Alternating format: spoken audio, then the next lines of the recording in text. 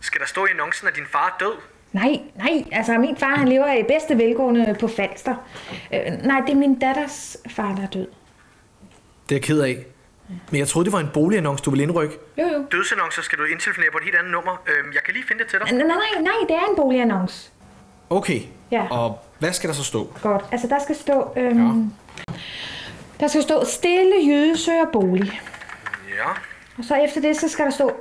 Efter min fars pludselige død, har jeg ejet 2 millioner fra salg af hans lejlighed. Du sagde da lige, at din far levede i bedste velgående på Falster. Jo, men det er jo ikke mig. Det er min datter, der har ejet de 2 millioner. Hold da op. Tillykke med det. Jo, tak. Men der er lige et lille problem. Og hvad er det lille problem, jeg mener? Altså, 2 millioner, det er da en god slat penge.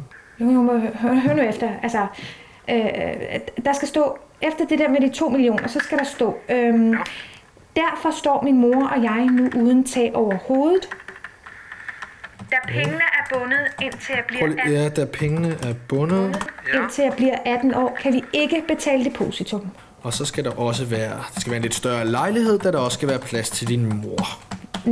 Nej, altså jeg er moren. Min mor hun døde for mange år siden. Det er min datter Mathilde, der har arvet pengene. Men hun kan altså først få dem udbetalt, når hun bliver 18, så... Ja. Så skal der være et PS. Et PS? Ja. Der skal stå... PS. Ja. Denne gang må min mor gerne stå på kontrakten. Okay. Fik du det? Danskerne lever, som om de aldrig bliver skilt eller dør. De er klogere på, når kærlighed gør blind.dk.